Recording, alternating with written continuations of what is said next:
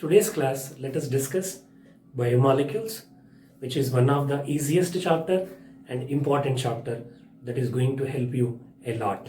Let us focus on the board. So, carbohydrates contain carbon, hydrogen, oxygen. So, the ratio of hydrogen and oxygen is 2:1, which is similar with water. Hence, carbohydrates are called hydrates of carbon. So, therefore, we gave the formula CxH2O taken Y times. So, in few examples, if you take deoxyribose, the hydrogen oxygen ratio is not 2:1, whereas if you take acetic acid, even though it is not a carbohydrate, the hydrogen oxygen ratio is 2:1. Therefore, the definition of carbohydrates is modified, which we called as polyhydroxy, aldehydes or ketones, or the compounds which on hydrolysis gives these compounds we are calling carbohydrates. So these carbohydrates classification, if you observe, the first classification we classified into three different types: monosaccharides, oligosaccharides, polysaccharides. What do you mean by monosaccharides?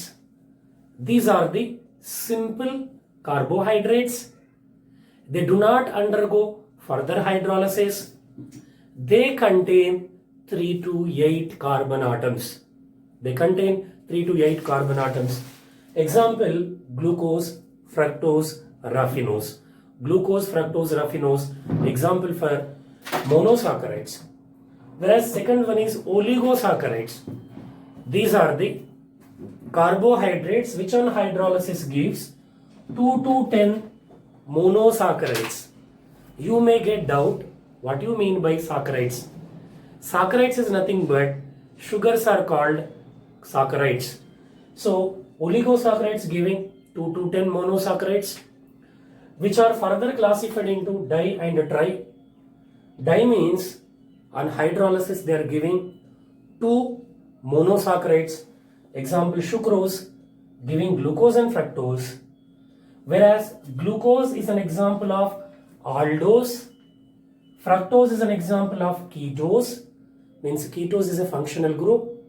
Both are example for functional group isomers. Glucose and fructose both are functional group isomers. Maltose giving 2 glucose units, whereas lactose giving glucose and galactose. So this is about disaccharides. The most important one is trisaccharides. So raffinose, best example, which on hydrolysis gives glucose, fructose, galactose. Glucose, fructose, galactose on hydrolysis. So that is example for raffinose. So polysaccharides, they gives many monosaccharides on hydrolysis. Example: starch, cellulose, etc. Next one, further classification we'll discuss. So carbohydrates we classified based on taste, sugars and non-sugars. Sugars further we classified into reducing sugars and non-reducing sugars. What are reducing sugars? So already you will be having an idea in carbonyl compounds. They reduces aldehydes, reduces Tollens and Fehling reagent.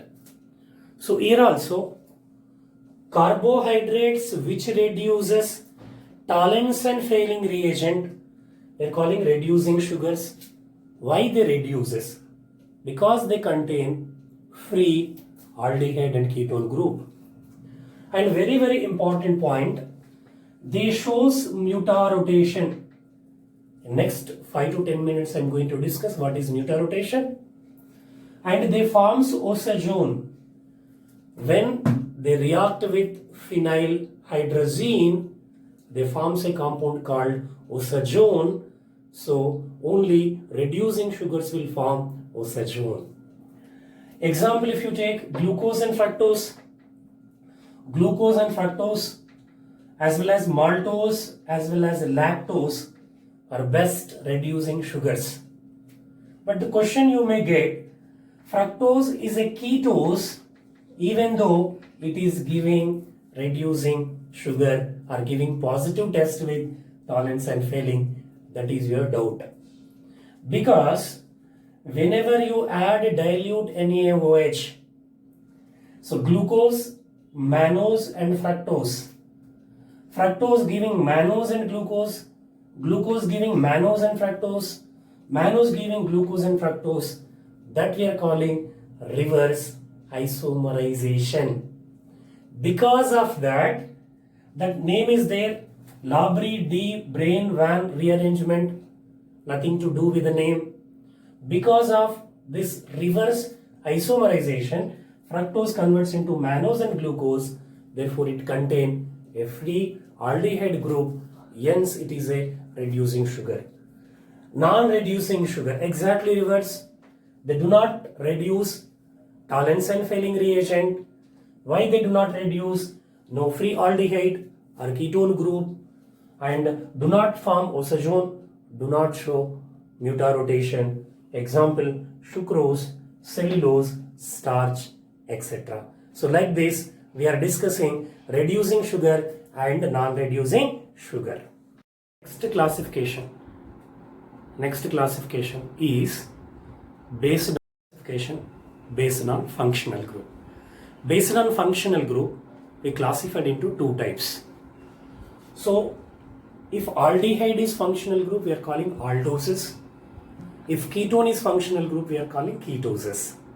So now, depending upon the number of carbons, 3 carbons are there, triose, 4 means tetrose, 5 means pentose, 6 means hexose, 7 means heptose, 8 means octose. Aldotriose, ketotriose. Aldopentose, ketopentose. Very, very important, glucose is a aldohexose, whereas fructose is a ketohexose. So aldehyde is functional group, ketone is functional group.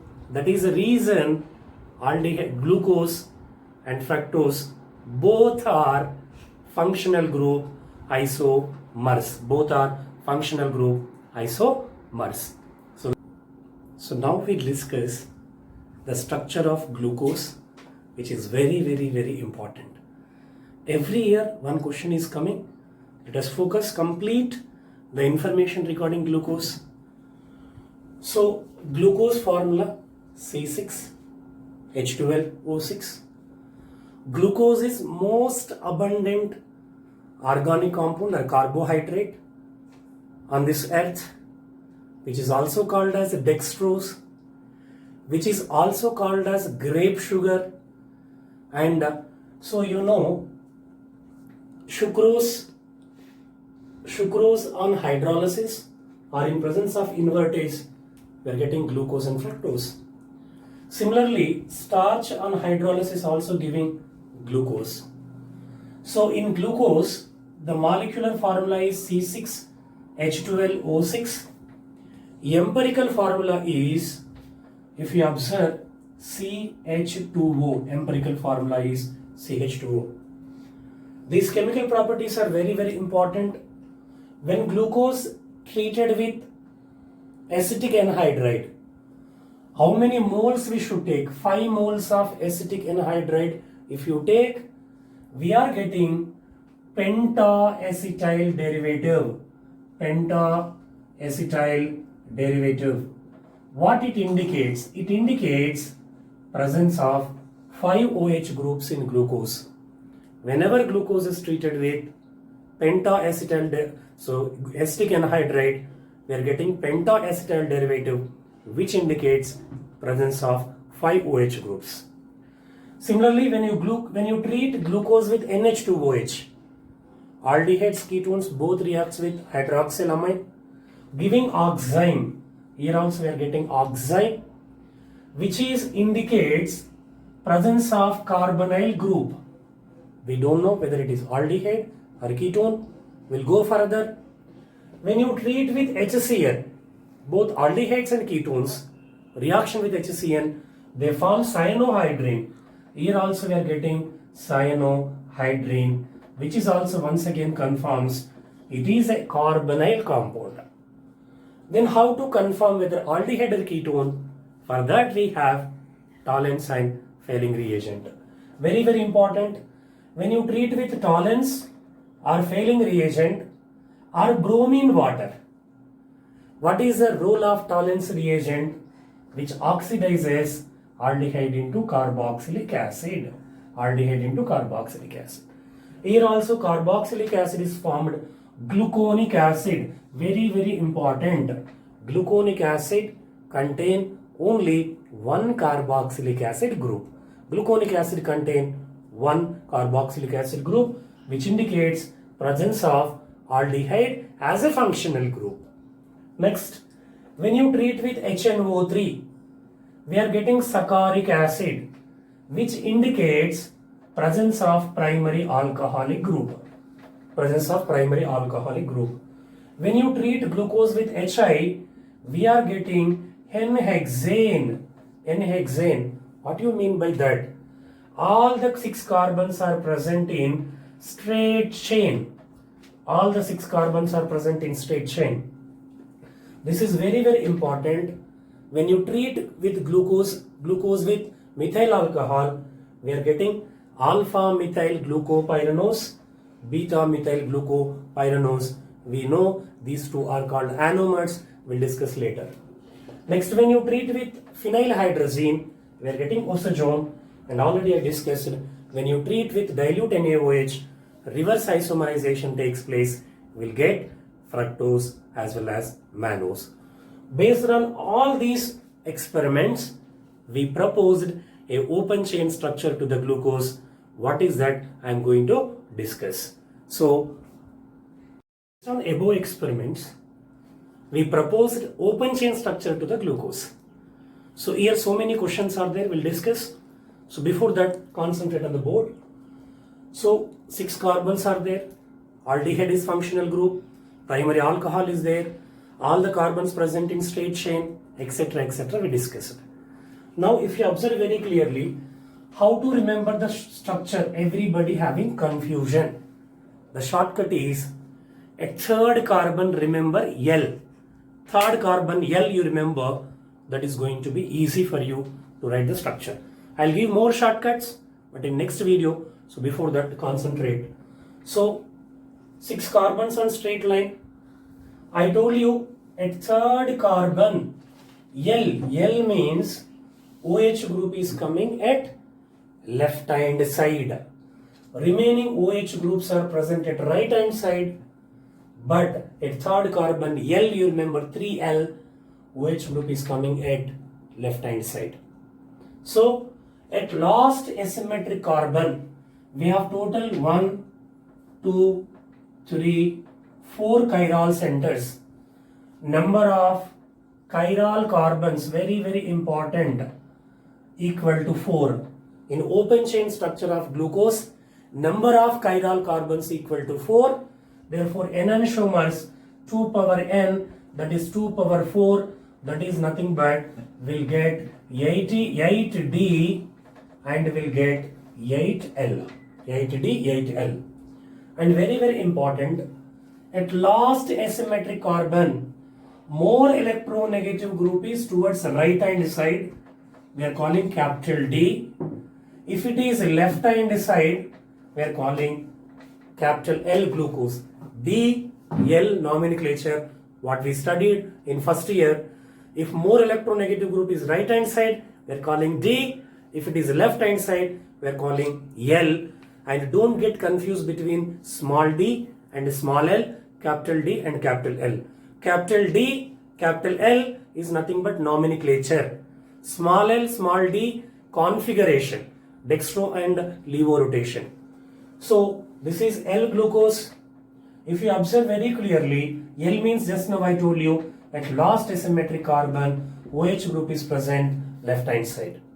Very, very, very important. I told you 3L. Second carbon, third carbon, we have OH group.